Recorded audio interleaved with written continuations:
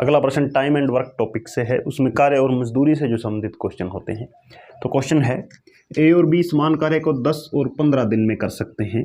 काम 4500 रुपये में उन्हें सौंपा गया था। 3 दिनों तक एक साथ काम करने के बाद उन्होंने सी को भी शामिल किया, तो काम कुल 5 दिन में पूरा हुआ। सी का हिस्सा बताएं। तो ऐसे क्वेश्चन के अंदर हमें पहले इनकी इफ़िशियंसी ज्ञात करनी होगी। शुरू में पहले 2 ही व्यक्ति थे, ए और बी। ए किसी काम को 10 दिन में और बी उसी काम को 15 दिन में कर सकता है। तो यहाँ से जो पहला कार्य हम करते हैं कि इन दोनों का एलसीएम लेते हैं ताकि हमें कुल कार्य का पता चले। तो 10 और 15 का एलसीएम होता है 30। अब ए ने 10 दिनों के अंदर पूरा कार्य कर सकता है और कार्य है, ये मान लेते हैं हम टोटल वर्क। जो एलसीएम होता है उसी को हम टोटल वर्क मानते हैं ताकि ये इसके ऊपर पूरा पूरा कट सके और आगे दिक्कत ना आए। तो 10 दिनों में पूरा काम कर सकता था, 30 काम करना था उसे, तो उसकी कार्य क्षमता क्या हो जाएगी? 3 हो जाएगी।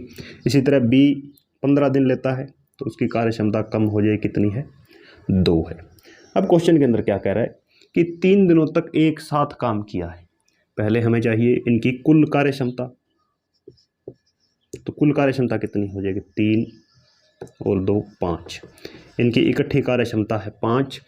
3 दिनों तक उन्होंने एक साथ कार्य किया है, तो 15 कार्य इन्होंने यहाँ पर कंप्लीट कर दिया है।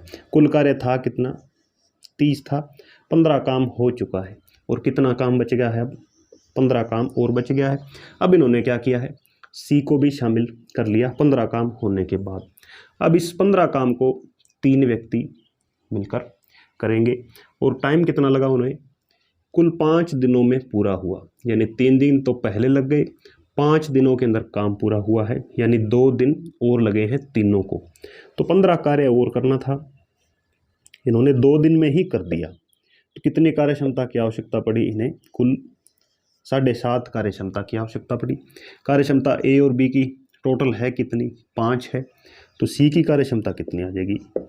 7.5 माइनस 5, यानी सी की अकेले की कार्य क्षमता है 2.5। अब आते हैं रुपयों में। 4500 रुपये में उन्हें कुल कार्य सौंपा गया था, लेकिन यहाँ देख रहे हैं कि जो आधा कार्य है 15 कार्य, वो तो ए और बी ने मिलकर कर दिया। आधे कार्य का मतलब आधी मजदूरी, तो 4500 का हम आधा कर देते हैं। 2250 रुपये तो उन्होंने, यानी पहले 3 दिनों तक ही उन्होंने 2250 रुपये का काम कर दिया था। अब रुपए और कितने बच गए? 2250। अब हमें सी का हिस्सा ज्ञात करना है। तो इस बचे हुए 2250 में सी ने काम किया है, तो सी का हिस्सा इसी में होगा। तो सी की कार्य क्षमता कितनी है? या पहले टोटल देखें, 2250 को हम टोटल कार्य क्षमता में बांट लेते हैं। टोटल कार्य क्षमता है तीनों की 7.5। बचे हुए 2 दिनों की बात हम कर रहे हैं।